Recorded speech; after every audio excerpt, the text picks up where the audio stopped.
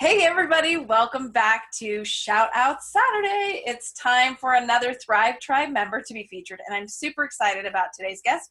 Her name is Diane, and she is a spectacular person in so many ways, and just been a friend for a long time. And so, welcome, Diane. It's good to have you here. Thank you. Thank you. Oh my gosh, I feel like so proud that you even invited me. I do. We're honored to have you here. Thank you. Tell the Thrive Tribe a little bit about who you are, how we know each other, anything like that. I can do that. That's the easy question, isn't it?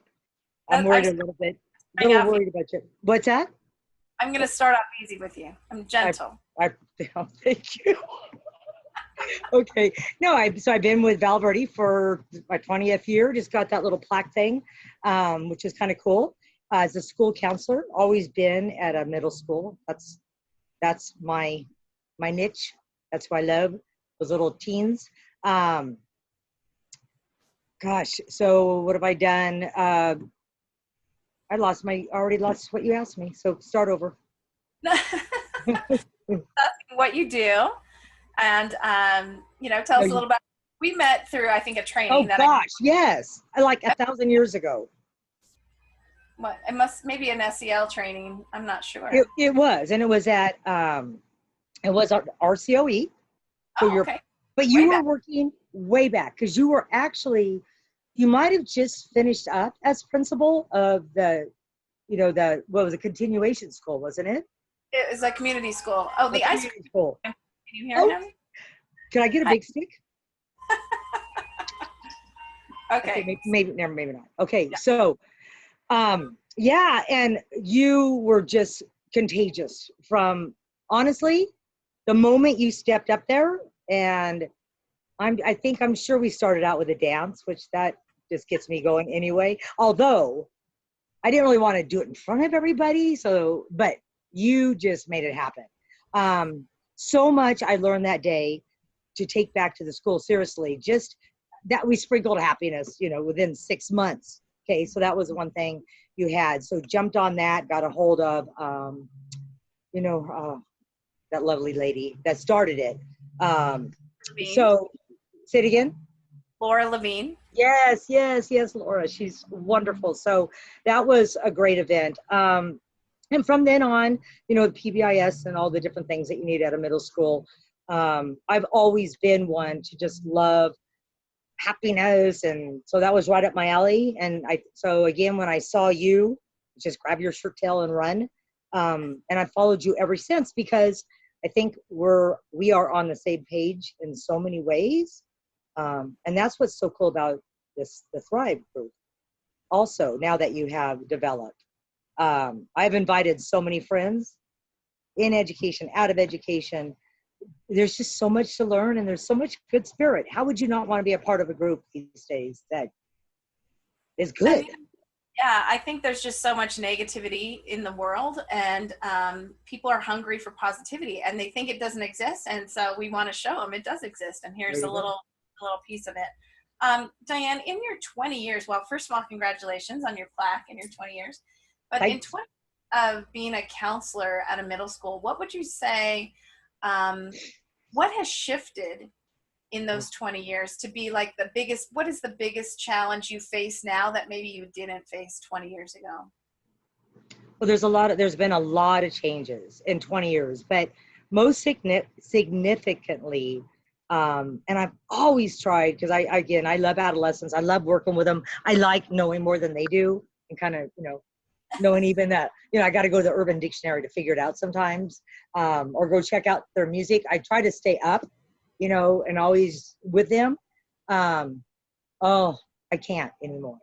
Social media has just twisted everything. This is my biggest fear right now, because something else we'll be talking about, transgender population. That was smooth and easy compared to this.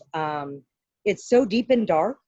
I've had more kids being taken for, suicidal thoughts, plans. I'm talking 6th grade, 7th grade, 8th grade. So I'm talking very young. I've been researching a lot. Kids now, because they're born with what we're doing, they see porn by 6 years old. And we have 9-year-olds with pornography addictions going on. And this was just from another, I've seen him twice. He's a retired police officer who still stays up a lot with the sex crimes and things like that. But so he is on target with research and the apps that they can use, and they can just go anywhere. And we can't keep up, and we can't see what's going on. It's just too hard to trace, you know?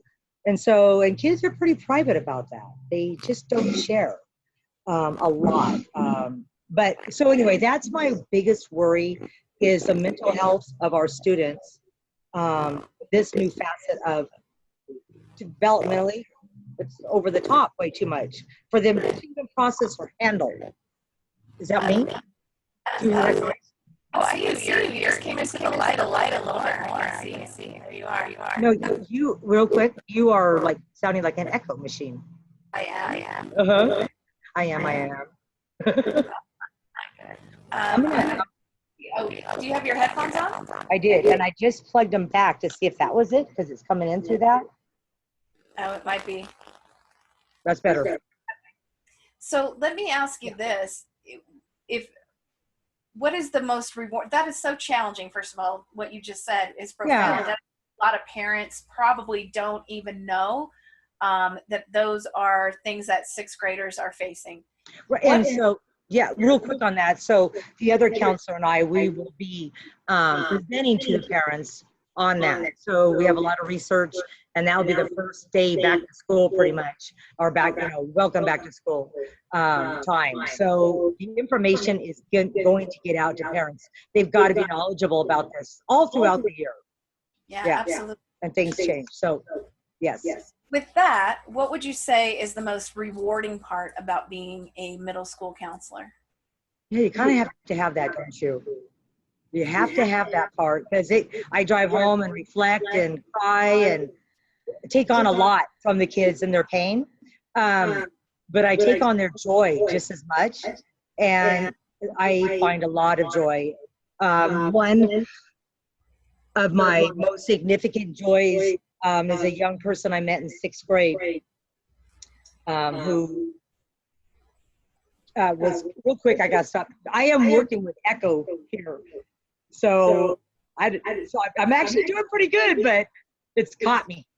Okay, I don't know why that is. I don't know if I'm thinking it's these.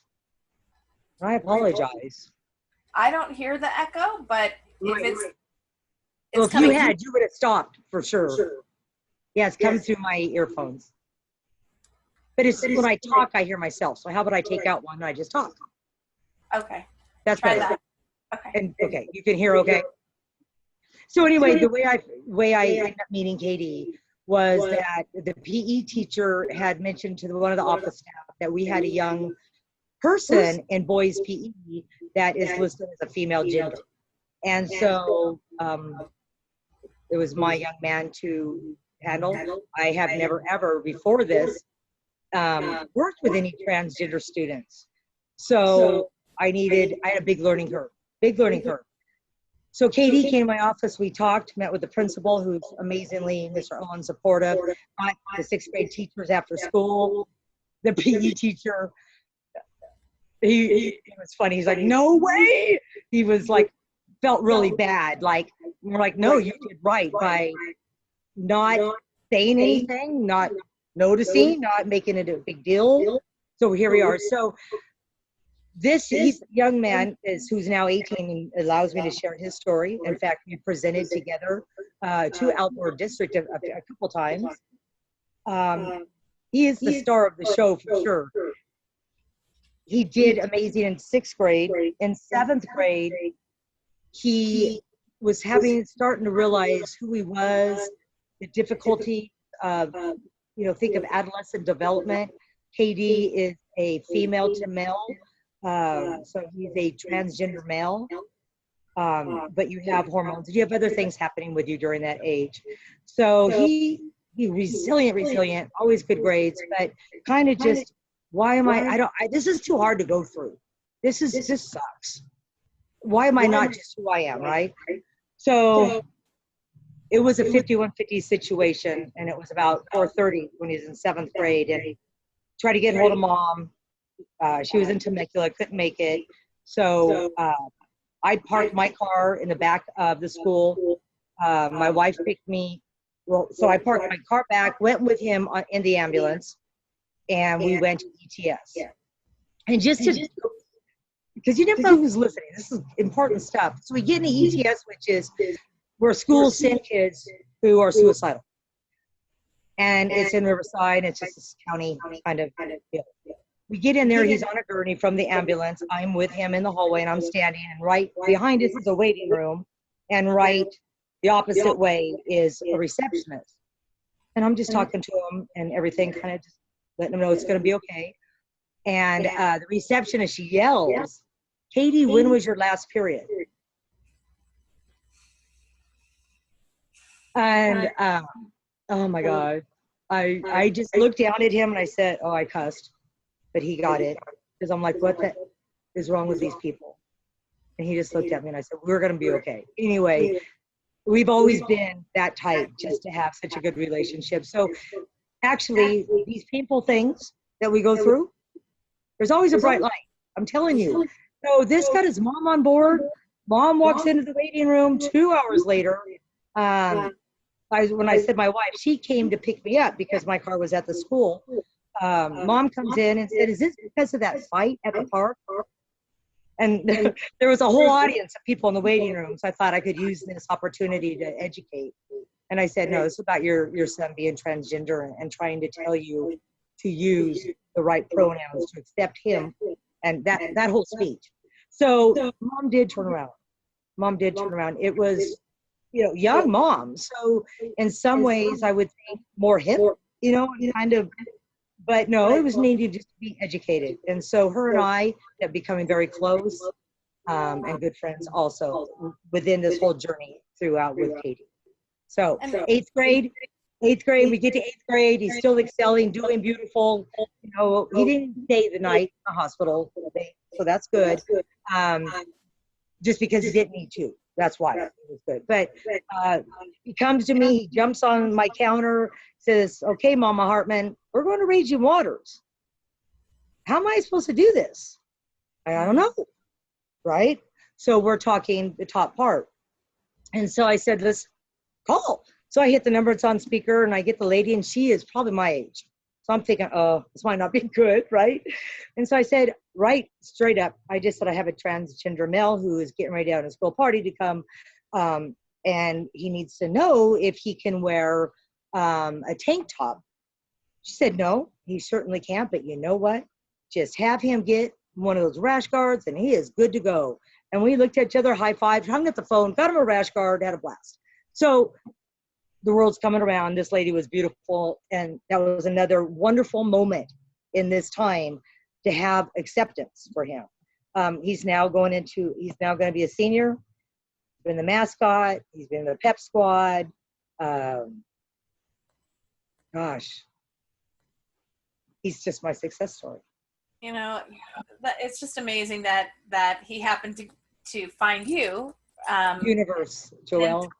And then through that, your finding him has really made you an advocate. You said that he was the first transgender worked with, but you've done some work with districts around understanding and what to do, right? And so can you tell just a little bit about what's the work that you've done that with districts?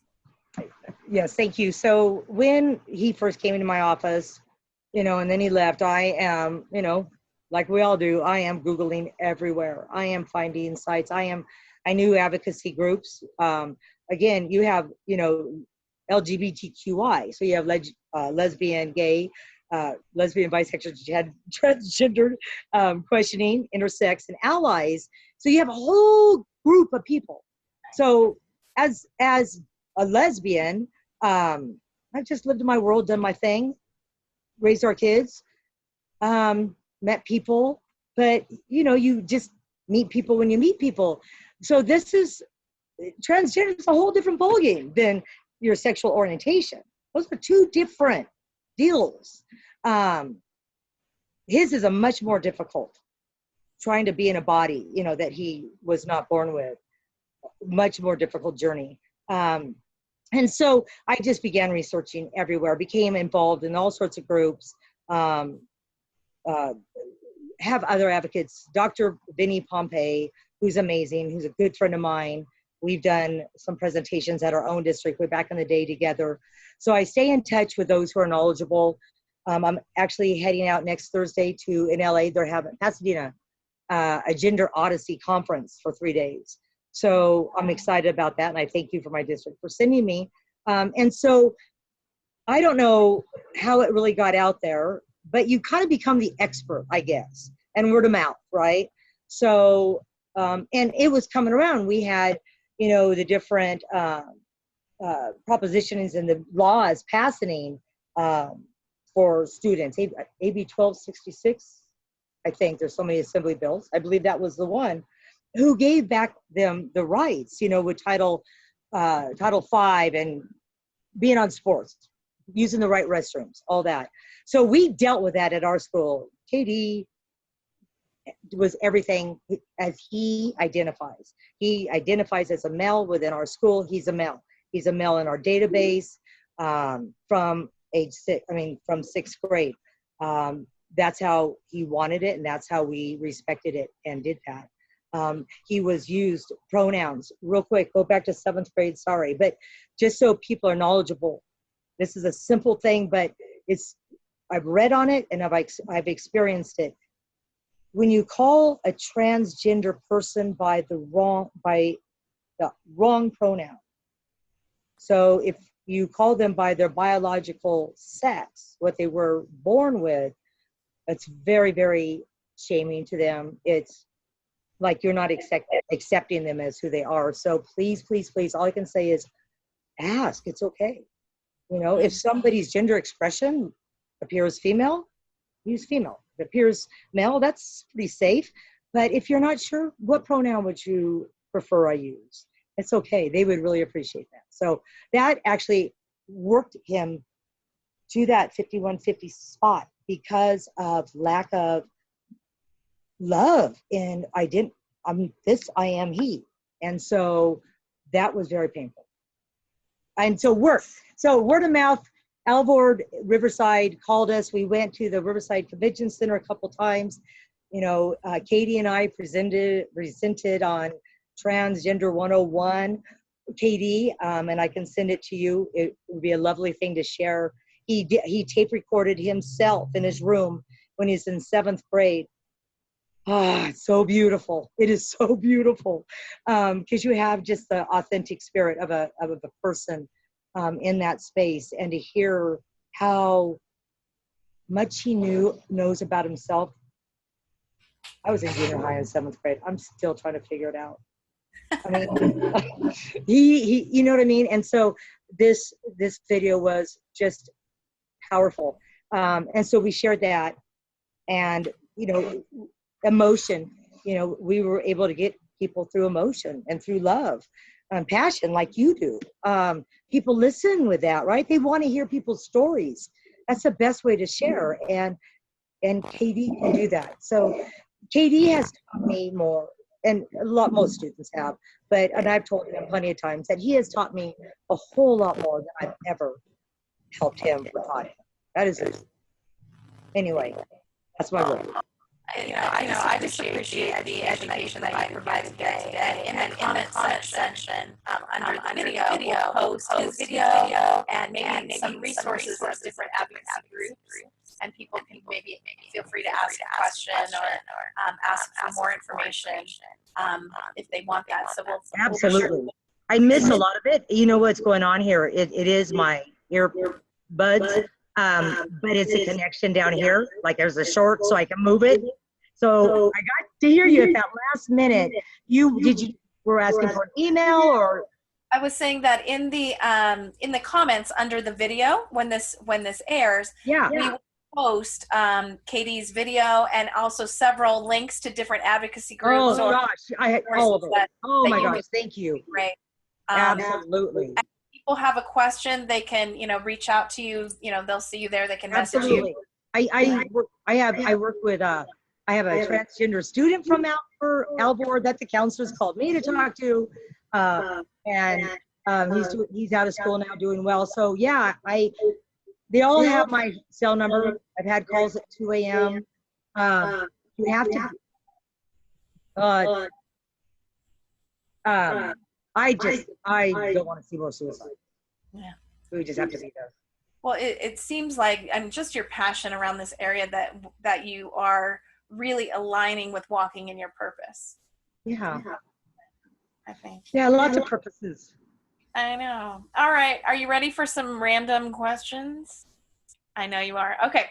So, question number 1, what is your favorite smell, or one of your favorite smells? Oh, yeah. Oh, I love to smell.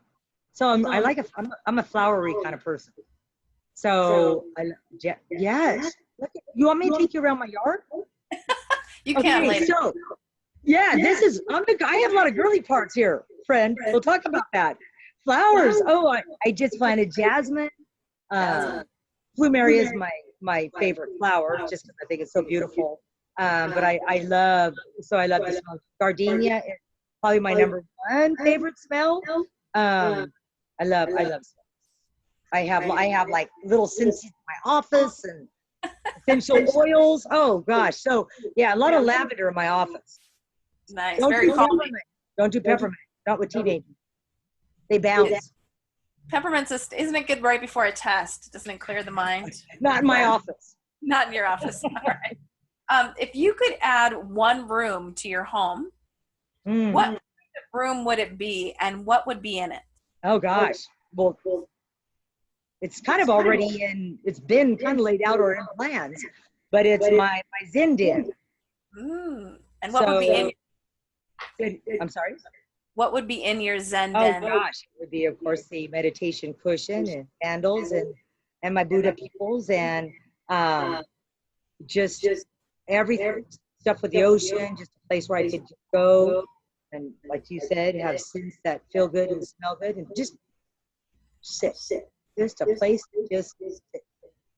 Nice. I love that. I think this is my office, and my Zen den is over in this. Okay. What is your kind of go-to motivational song? Like if you're kind of in the dumps and you need something to pick you up, or you're feeling good and you just want to go with it, what's the song that just gets you going? I love music. I love music. I love to dance. Yeah. So I have my little boombox out here. I just, I love Coldplay, although, they're not upbeat, but I just love the feeling Coldplay gives me is just really spiritual. I love Jason Mraz. He gives me that feeling too. But I love to dance to Justin Timberlake, and just 104.3, anybody that comes on. I like all the hip hop. And I love and just dance. But Coldplay and Jason Mraz are two of my mellow kind of peoples that I like to relax with. And and when you're not listening to music, you're in the water, right? Surfing or swimming or yeah. Okay. If you could teach the world just one thing, and don't overthink, just what's the first thing that pops into your head, what would it be? What would you want them to learn from Diane Hartman? I think if people were non-judgmental, like truly, sincerely, heartfelt, and that's like, I know, the biggest obstacle for all of us at times. But I know that my spirit, when I kind of like really looked at, or when I verbalize that I'm being judgmental and I pull back, and you really cognitively look at that, if I'm saying or put down or something, and it really feels good to not have feelings of judgment, and you're kinder. So I'd love everybody to be kind, but I think if we were sincerely could let the judgment go, and I think I heard somebody talking about knowing people's story, right? Which I tell kids all the time, we don't know their story. But even then, regardless of knowing someone's story, I think we just have got to be non-judgmental, because it's not a happy feeling. It's not a good feeling. It's, who are we to be judging? All that. So non-judgmental. So it's knowing their story and accepting their story for or who they are. Or just a stranger, right? I'm just not going to be judgmental. I love it. Yeah. And then I'm going to start something new with you, Diane. You're the first person that I'm going to ask this, but I was watching Jerry Seinfeld's Comedians in Cars, Coffee and Comedians in Cars. And he asked a person he was interviewing, what's one question you have for me? So I'm just going to roll the dice and say, what's one question? Oh, you are a risk taker. Especially with you, Diane. I'm a little nervous. That's what I'm saying. That's what I'm saying. No, I'm kidding. That's a great question. This interview does feel very, very nice and very relaxed, and I thank you for that. And so as I'm sitting here just talking to you, I feel like I'm just talking as friend to friend, like you said it would feel like. It is. The first question I would say is, how are you, Joelle? I'm good. Yeah, that would be my first question. How are you doing? I mean, seriously, I mean, that is what just came to my mind. You're good. I like to say, my favorite saying lately is I'm #a work in progress, right? So we all are, right? Love it. I think that I am experiencing a new a time in my life for adventure, and I'm halfway. Well, I'm in a mid range of years in my young life, and I just feel like I'm excited to see what's around the corner. So, well, can I comment on that real quick? You are young. Go say what? I gave you one question, Diane. No, I'm just. Oh, you did. Real quick on that. I'm 60. Don't even worry about age. Just do. You can't, because I have to have this done in 5 years. Journeys don't always allow that. So let it just flow, and don't worry about age. I love it. My dogs are getting very excited by those comments. So on that note, thank you for the advice. Thank you for the good question. Everybody, my dogs are letting me know that it's time to bring this interview to a close. So thank you once again, Diane, for being here. To all the Thrive Tribe who are watching, I hope that you look at the comments and look at the resources that we put in there around transgender resources and advocacy groups and information. Please reach out to Diane if you have any questions. And if you want to have a Thrive Tribe interview, I would love to interview you. Diane was worried, you don't have to be nervous. We're just having a conversation. Me? And then later, a few thousand people will watch it. But no, yeah, it's good. Anyways, great rest of the weekend, folks. Have a happy Saturday. Be good to yourselves and others, and peace out. Joelle, love ya. Thank you. Love ya.